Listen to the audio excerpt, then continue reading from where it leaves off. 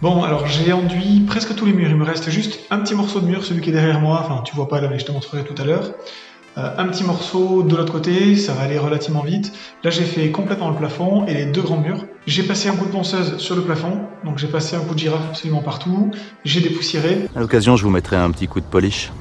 Alors je l'ai fait hors caméra, hein, sinon ça serait trop répétitif, hein, du ponçage j'en ai déjà fait, j'en referai encore. Donc après le ponçage, j'ai mis une lumière rasante, donc là j'ai mis la lumière comme ça pour bien que ça éclaire le mur, ça va faire ressortir tous les défauts. Alors à la lumière du jour, avec un ponçage, c'est vraiment nickel, on voit rien du tout, il n'y a pas de défaut, il n'y a rien.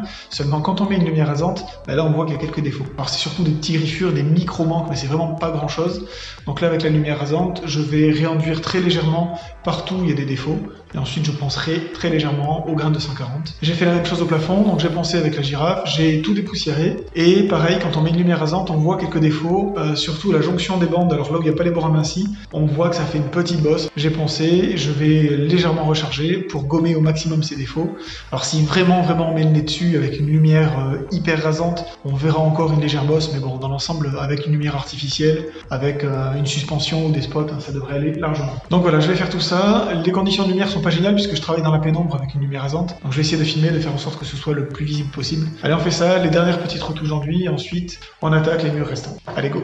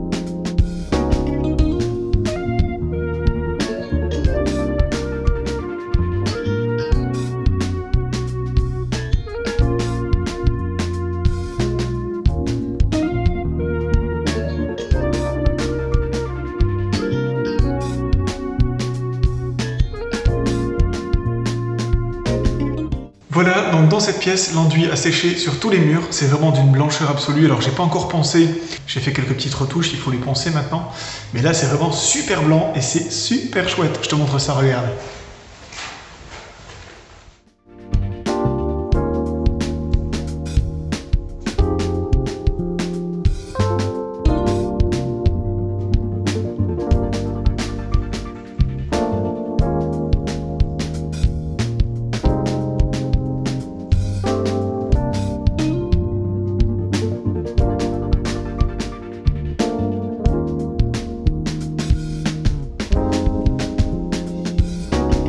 Donc maintenant, je vais faire un petit coup de ponçage. Alors je vais poncer avec la girafe dans un premier temps, ensuite avec la petite ponceuse. Je vais faire ça dans la pénombre, en lumière rasante. Ça me permet de vraiment bien voir les défauts et de pouvoir gommer un maximum de défauts. Parce que là, forcément, en plein jour, tout est blanc, c'est super lumineux. Mais quand on regarde en lumière rasante, on peut voir apparaître quelques petits défauts. Donc je sais pas si je vais pouvoir filmer. Si je filme, ça sera un petit peu dans la pénombre. Donc je vais voir si vraiment la qualité est trop mauvaise. Je mettrai peut-être en super accéléré, enfin je verrai ce que ça donne. Mais pour toi, c'est tout de suite.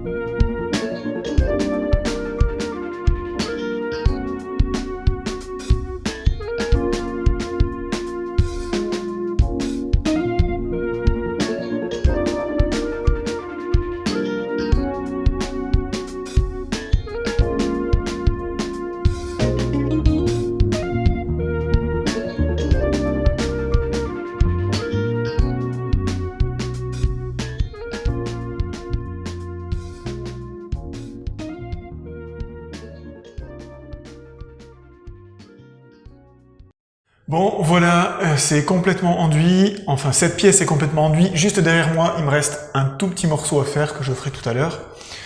Mais sinon, dans cette pièce, tout est bon. Voilà.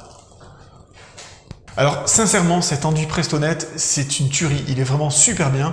Ils m'ont rien filé pour vous dire ça, hein. Je suis pas du tout affilié avec eux.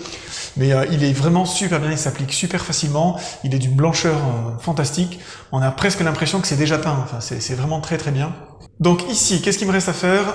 Un petit coup de ponçage que je vais faire tout de suite. Ensuite, j'ai quelques petits endroits où je dois poncer à la main parce que c'est pas accessible avec la ponceuse. Derrière moi, on a la fenêtre. J'ai commencé à démonter le caisson du volet. La fenêtre, elle est dégueulasse, donc il va falloir la nettoyer. Je vais pas peindre comme ça, parce que si je mets le scotch sur la merde, ça tiendra pas. Donc je vais complètement nettoyer, décaper, dégraisser les fenêtres, les caissons de volet pour que ce soit nickel, que le scotch accroche bien. Puis de toute façon, ça sera déjà fait. Même si après, je fais un petit peu de poussière, c'est pas grave. Après, un petit coup d'éponge et c'est propre. Mais là, c'est vraiment dégueulasse, donc il faut que je nettoie. Je vais avoir aussi certaines sangles à changer et des manivelles, mais ça, je le ferai plus tard. Bon, allez, on termine tout ça. J'ai encore un petit peu d'enduit à faire dans le couloir. Il n'y a pas grand-chose, mais je vais essayer de terminer, si j'ai assez d'enduit, sinon j'irai en chercher. Je termine le ponçage dans la cuisine.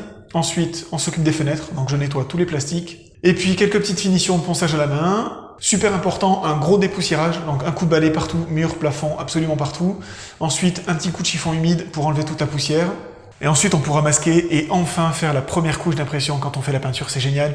On sent qu'on arrive au bout, même si là, il reste encore beaucoup de boulot. Je vais faire de la peinture d'impression relativement tôt, avant la chape, parce qu'il faut que je puisse remettre les radiateurs. Déjà parce que j'en ai besoin, au bout d'un moment il va finir par faire froid dans l'appartement, donc il faut que je puisse chauffer. Et ensuite parce que le chauffagiste attend pour pouvoir remonter les radiateurs, et je vais pas le faire attendre indéfiniment. Donc couche d'impression, ensuite radiateur. Après je pourrais faire tranquillement ma chape. Donc c'est pas une chape en mortier, ce serait une chape sèche en fer macelle. De toute façon tout sera détaillé dans une vidéo. Et puis je pourrais faire tranquillement l'électricité, voilà, tous les petits trucs avant de faire la peinture. Puis il y a encore du ponçage, j'ai tous les encadrements de porte à poncer. Il y a encore du boulot avant la peinture définitive. Allez go!